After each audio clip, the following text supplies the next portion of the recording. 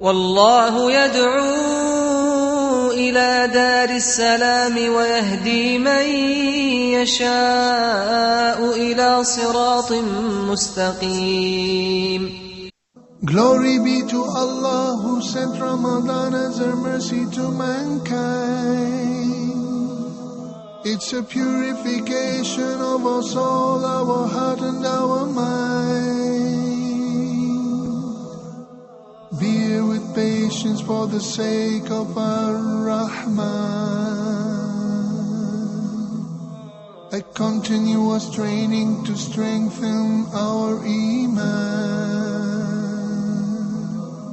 With the most sincere devotion and love we found.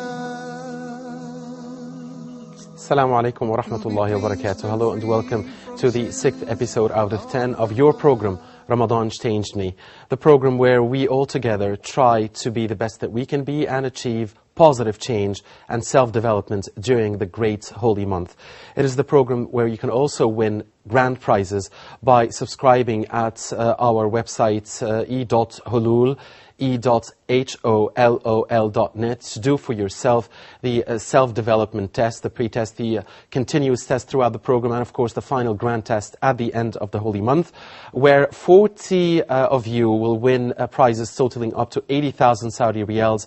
The first prize is 20,000, the second 15, and the third is 10. You could also win with us by answering our daily Islamic trivia question, a daily laptop, by SMSing us at 002-014 327 1771. And very shortly we'll be telling you about the winner of the 5th laptop on Ramadan Change Me. You can also call us live on 002-0238 555 248 or 249, or email us at ramadanchangedme@huda.tv if you want to share with us and contribute to your program. Before we go on to business, we'll tell you about yesterday's question and the winner. Yesterday's question was, what was the surah in the Holy Quran that had a prostration of recitation at the end, sajda tilawa? And the three choices were 1, Al-A'raf, Surah Al-A'raf, 2, Surah Nuh, and 3, Surah Al-Qalam. And the correct answer was Surah Al-A'raf, the number 1 choice. And the winner for for yesterday's question is Sister Maryam Melo, who sent us an SMS from Al-Madinah Al-Munawwara in Saudi Arabia. Sister Maryam Melo, congratulations. You're the 5th winner of our daily laptops. And as we always say, sisters are more lucky than brothers so far in this program. It's 4-1. Anyway, at the end of tonight's episode, we will be telling you about the question where you can also win another laptop. But don't forget, the grand prizes are by doing the self-evaluation, self-development practices and tests at e.hulul.net. Tonight's topic needs 300 minutes and not 30 minutes. So I will give the ball right away to our life coach, self-development expert, Sheikh Ramiz Ibrahim, because the topic is rage control or anger control. And I guess it is probably the most interesting for all of you and all of us here. Sheikh Ramiz Ibrahim, welcome to the show. It's always a pleasure, and waiting for your guidance on this very sensitive topic. Also with us in the studio, as always, our dear brothers, Brother Abdullah Adiyami, Amr Abdul Al, Ashir Saeed, and Sharif Hamdi. Assalamu alaikum wa rahmatullahi wa barakatuh, dear brothers. And Coach, the ball is yours. Rage control. Where would you like to start? Assalamu alaikum wa rahmatullahi wa barakatuh. Alhamdulillah, salatu wassalam ala rasulillah. This is a topic that's really cannot be given any justice by me. But it's something that it holds to my heart because I have suffered from rage in the past. Who hasn't? Well, yeah. Jazakumullah khairan. And because I've suffered it, I need to do something about it. When I say suffered it, I don't suffer. The people who are rage don't suffer. It's the people who are in front of that suffer. So we can't say we suffer from rage. Right. Rage. Because some people enjoy rage. They Yeah, act, it's like a drug. You know, it makes you feel powerful, but it's really you're weak. You're in a very weak state. And I found myself asking the question, I need to do something about it. What do I need to do? Because I can't continue like this. It's just impossible. You know, breaking things and this. I don't mind saying it because it's, you know, it's lessened, I would say. And it's part of me that I need. And the more I teach it, the more I learn about it, inshallah. I would just say again, who hasn't? Yeah, jazakumullah khair. And my foremost turning point was when I went to Umrah. I had to go to Umrah and get away from everybody, and you can't run away from yourself. But I asked Allah subhanahu wa ta'ala to actually remove this anger. I can't do it. I can't do it alone. It's impossible. It was just too much, and it was overbearing me and overpowering me. And I said, Allah, please, only you can help me. I can't do this alone. Alhamdulillah, it started dying off slowly, gradually, but surely. Until a point where now I have an anger problem rather than a rage problem. And most of these problems, they actually stem from, and I'm sure you viewers, that you actually do have the same problem. And you need to really address this and be authentic with it. And you need to look in the mirror and say to yourself, do I have an anger problem? And if you say to yourself, no, you'd be lying, or you're trying to hide something. Everyone suffers from it in some point of their life or in some situation. It's very difficult to employ the techniques on yourself, because the nafs, it doesn't want to be reduced. It wants to be in the limelight all the time. And I'm sure you viewers, you actually do suffer from it, and especially the fathers. The fathers have got so much, they're outside fighting the lions, and they come home, they have to fight the tigress as well. And the wives have to be helpful in this manner. Although you can't blame the people, you have a choice whether to react or respond. Which brings me on to a story. I'm sure many of you have heard this story. About a young boy who suffered from anger, and his father said to him, every time, for the next few weeks, every time you feel anger, I want you to hammer a nail into this fence. By the time he got to 37 nails, it got to the point where it was easier for him to control his anger than it was to bang another nail in the fence. So his father came and said, good, now take the nails out one by one. Every time you get angry now, pull the nail out. So after 37 nails, his father came and said, look at what's left over. Look at what's left over. Look at the result. Look at the damage. Look at the resulted damage of what's being done. Yeah, you can plug it up. And it was easier to nail it than to pick it out. Yes, it wasn't easier to nail it than pick it up. But in the end, he was adamant that he realized that it was easier for him to actually to control his anger than it was to bang another nail in. Whilst I'm speaking, I want you guys to start thinking of a situation where you were in, that you were angry, you reacted, not responded, and that you regret. Very important to start thinking about this. And the fence will never be the same again, obviously. And that's the thing. We regret certain things that we do, but sometimes it's easier to try not to do the thing in the first place than to try and rectify it after, especially with anger. We know that its anger is from shaitan, as he is made from smokeless fire.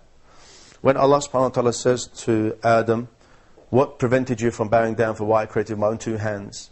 What did he say? Ana khayru minh, khalaqtani min nar, wa khalaqtahu min teen. That you created me from fire and him from clay. Obviously, I'm better than him.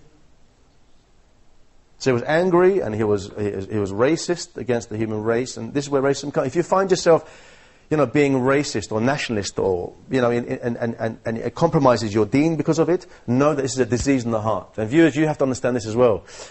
I know most of the viewers are from all over the country, and you're going to hear me, and I want you. There's an instinct to actually love your country. Not a problem. There's no problem to love your country, okay? But anything that in the dunya that you love over Allah subhanahu wa ta'ala, or over Rasulullah sallallahu alaihi wasallam, or over the deen, it becomes a problem then in your character, and you have to try and rectify that. And that includes anger. Because Rasulullah sallallahu alaihi wasallam, he never got angry for anything personal. He got angry just for the sake of Allah subhanahu wa ta'ala. And he said that the strong man isn't the one who actually has power. It's the one that can control his anger when he's in a situation of rage or anger.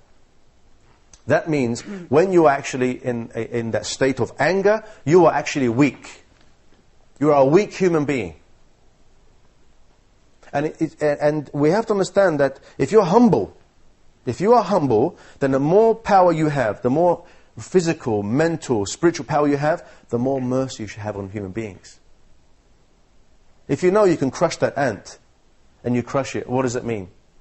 You should have more humbleness, more mercy, then Allah will have mercy on you. Anger is of three forms. Okay, you have the extreme, you have the moderate, and the insufficient. The extreme form of anger, nobody should have. Okay? It's too much. How can you get angry for something as simple as that? Simple things. People get angry over simple things because their ego doesn't like it. The ego doesn't like it. And it wants to vent. The same way, not everybody can give good advice. Sometimes when you go to get advice from a brother or a sister, then what happens is, he or she will give you the understanding about what they think you should do. Oh, get rid of your wife, get rid of your husband, but he's really venting or she's really venting what inside them. That was before, the anger, okay? And it can become extreme.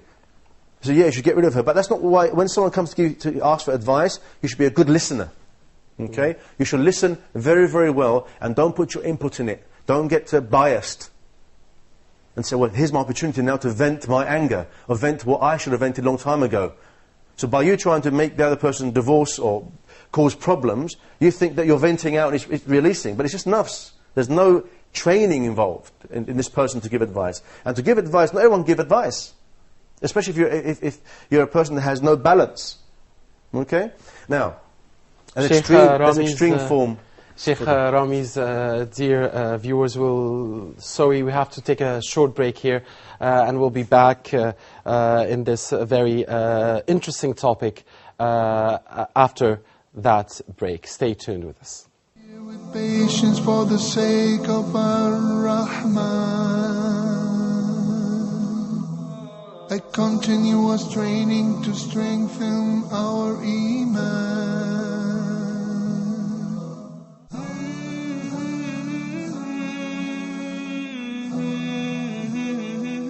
One of the highest grades of patience is fasting. Allah said in the divine hadith, إِلَّا الصَّوْمِ فَإِنَّهُ لِي وَأَنَا أَجْزِي بِهِ. Only fasting is sincerely dedicated for me, and I'm the one who will reward for that.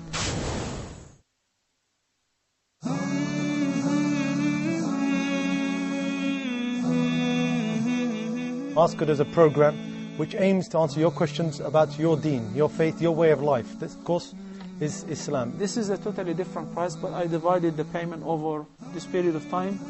And the seller is the person or the firm which owns the item which you're buying. In this condition, this form of business transaction is lawful. Rasulullah, Rasulullah, Rasulullah, Rasulullah, Rasulullah,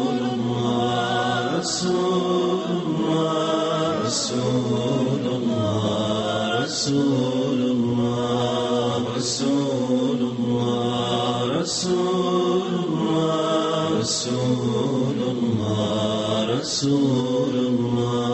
Rasulullah, Rasulullah, Rasulullah,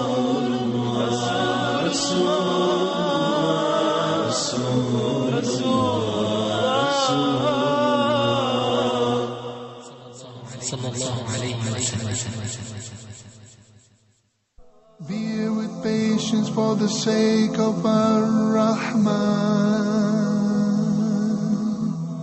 a continuous training to strengthen our Assalamu alaikum wa rahmatullahi wa barakatuh once more, dear viewers. And we were talking in the studio at the break about something we want to share with you. And that is, why is it sometimes what gets us angry is very small things. Sometimes that are very silly things. But if you're overwhelmed with a very important situation, you find yourself calm and poised. We don't understand that, but we were trying to discuss that in the studio. And we want to take, all of us, this to you, Sheikh Ramiz, Ibrahim. I mean, that's a dilemma. Assalamu alaikum. Yeah, we're talking about the three dimensions of anger: extremity, and being extreme, moderate, and insufficiency or negligence. And extremity is of two forms. The first being extreme at the time of being angry or being in rage, and its constancy. The other form is when the person is negligent. They haven't got enough anger to even be jealous, to show as a protectorate. And obviously, moderacy is what we need. And this is what we're trying to get the balance. It's like, on one hand, we can have the aqidah of the Khawarij, and on the other hand, we can have the aqidah of the Murji'ah, the liberalists and the extremes people against major sins. And sometimes we need to have the balance. Okay? The same way, sometimes we're extreme in anger, sometimes we haven't got enough anger, and we need the moderacy, we need the balance of that anger. How to get that? It's a long journey. The anger comes from frustration, which is the twin half or the sister of anger. And when you feel like you've made a plan, doesn't go according to what you want, the way your way is, you get frustrated inside, and then it comes out in a form of anger or rage in a situation where it has nothing to do, like a simple situation. So the anger, there is no relation in the sense that it doesn't. It doesn't relate to the simple situation. The extremity of the anger is something may have fallen, and that's it. You just need a little excuse to vent it all out, because you can't hold it in. If you look at the Chinese people, or the Japanese, they know how to control their emotions. May Allah grant us all patience in the month of patience. Yes, of course. We have with us Sheikh Ramiz, a phone call from Nigeria. It's Sister Sarah. Assalamu alaikum. Sister Sarah, are you with us? Assalamu alaikum. Thank you for calling. Wa alaikum assalam. You're welcome. Go ahead, Sister Sarah. Good evening, Sheikh Ramiz. Assalamu alaikum wa rahmatullah. Alaikum assalam wa rahmatullah. Yes, sister, I can hear you. Okay. My question, my experience with anger is, I don't think I have ever been in a situation where I'm angry with human beings. I think my situation is sort of anger with God, if you understand what I mean. I mean, sometimes, most of the time I pray, I want this, I want that, I want to have this in my mind. Maybe you understand. I set maybe time, and then I don't get it. And then I say, okay, like most of the time I pray, رَبَّنَا لَا تُزِغْ قُلُوبَنَا بَعْدَ إِذْ هَدَيْتَنَا وَهَبْ لَنَا مِن لَّدُنكَ رَحْمَةً إِنَّكَ أَنتَ الْوَهَّابُ. And then I find myself singing, things like that. And then I ask, what happened to the prayer? And it frustrates me and it gets me angry, and then I don't want to pray again. So, what do I do about that? Alhamdulillah. Thank you, Sister Sarah. Thank you. Appreciate your contribution. Sheikh Ramiz. Sister was asking that she makes the dua and it doesn't affect her? No, as I understood that usually she gets angry with herself, not with other people, and sometimes she tries to calm herself by reciting Quran and so on, and sometimes it succeeds, sometimes it doesn't. I think she was trying to say that some du'as, she doesn't see them taking effect right. in her life, maybe. Again, right. maybe. And she's expecting it black and white, it's right. intention. There's nothing wrong with the prescription that Allah subhanahu wa ta'ala gives us, or the prescription of Rasulullah gives us. There's nothing wrong with that. The problem is with us. If it doesn't work, we have to look back into ourselves. What's our intention? Okay? But we have to go back now into a little bit of a deeper context. That means how you were brought up. Did you see anger on a daily basis? Did you see? And viewers, when I speak, I wish you were here so that we can have a dialogue with it as well. I want you to keep in contact with the episodes in regards to these kind of talks. Is that the way we were brought up, the way we see how our parents reacted to certain situations would have an effect on us, a diverse or a good effect on us as well as we grew up. How we deal with anger. Okay? For example, some brothers are soft and they're tawada and they're very latif and they're very calm. And you ask them a question, is your mother very calm? And they will say to you, yes. And those brothers got an anger problem, seriously. I said, is your mother a very domineering woman? Is she very powerful? They'll say yes. It's my experience. But, and all this has to take in consideration. This is why anger management classes, training and finding out yourself by going to a trained person who can pick out some things from you, who you don't mind will look at you and say, I've just noticed something, that every time you get angry, you get a bit emotional. Can you hold on to that thought? What is it? What's behind it? What are you thinking now? And most often, when you do get angry, you think of a situation that happened way back in the past. Not this situation. So you're reacting to this situation for what happened before. I call it residual emotion. A husband and wife have an argument. And they don't conclude it at all. They don't conclude it. And they hold it in. Next time, they're arguing about the broken cup. And he brings out, or she brings out, yeah, and do you remember 2 years ago? Do you remember last week? This happened. What's that got to do with what we're talking about now? Because it stayed in. The idea is to get trained so that you can communicate with your spouse, communicate even with yourself.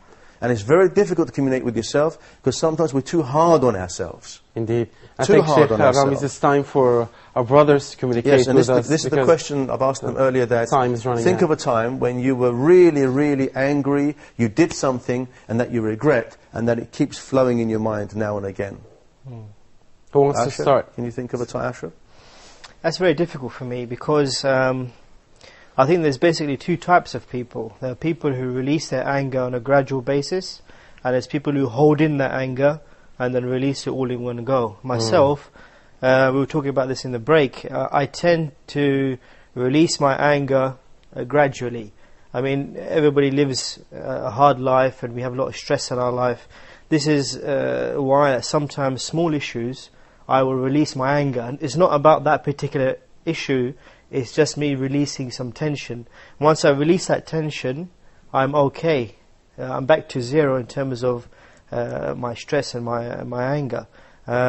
This is why sometimes I don't get angry about the big things, because I haven't built up enough anger to release it on the big issues. On some of those big, because you've already released it slowly for the small issues. I've released it slowly, but on the small issues, I will release my anger. And I do regret that sometimes, because, especially with family, is that they can't understand why I'm getting upset about a small issue. One thing I want to say, though, is beautifully said, and the is that you have a choice. You always have a choice to react or respond.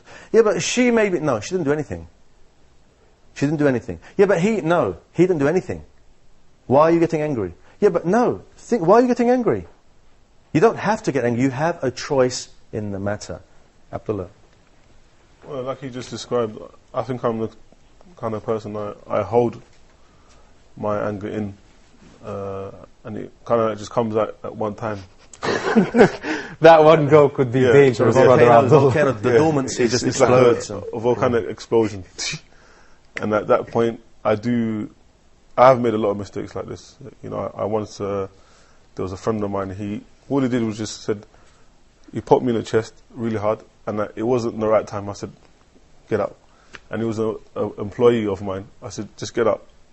But he was a really good person, which is, I'm sorry to say this on TV, by the way, but he was a really good brother. But we broke up I'm sure from this. He'll understand. Yeah, we broke up from this.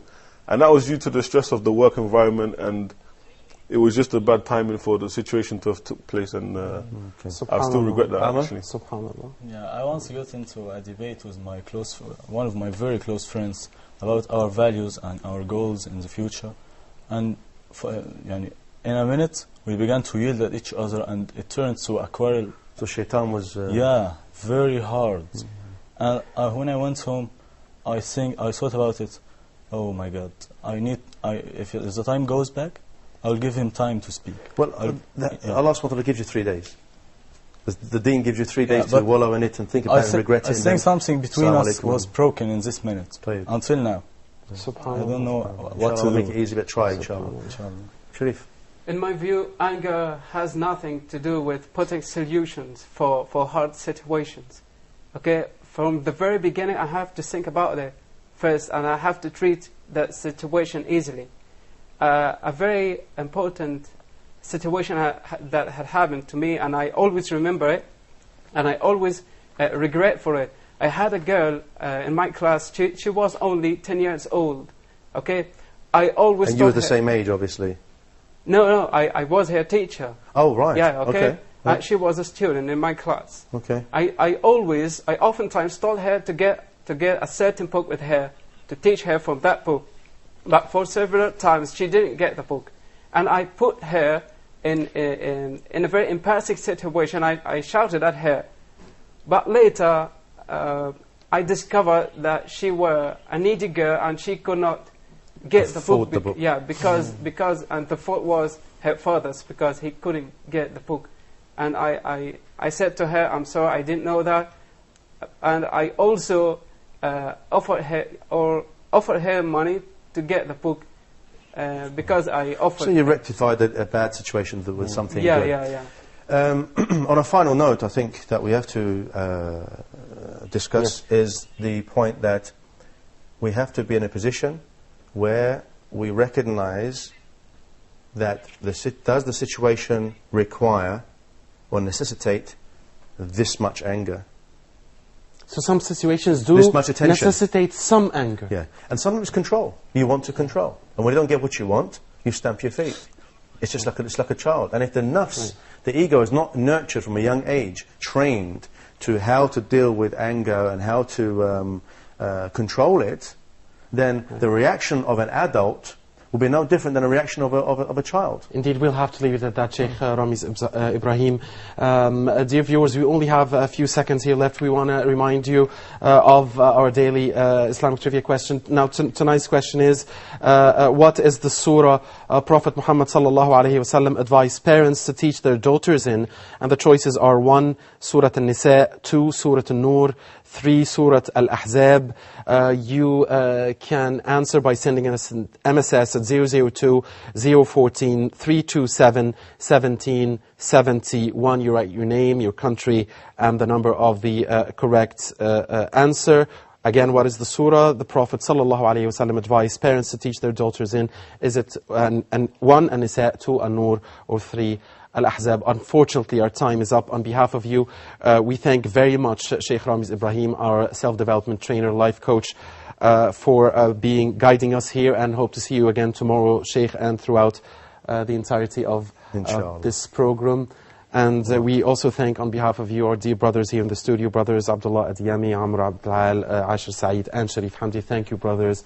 Waiting to see you tomorrow, and waiting to see you, dear viewers, tomorrow, inshallah, same time. Until then, this is Muhammad Abdurrahim. Assalamu alaikum wa rahmatullahi wa barakatuh. Glory be to Allah who sent Ramadan as a mercy to mankind. It's a purification of our soul, our heart and our mind.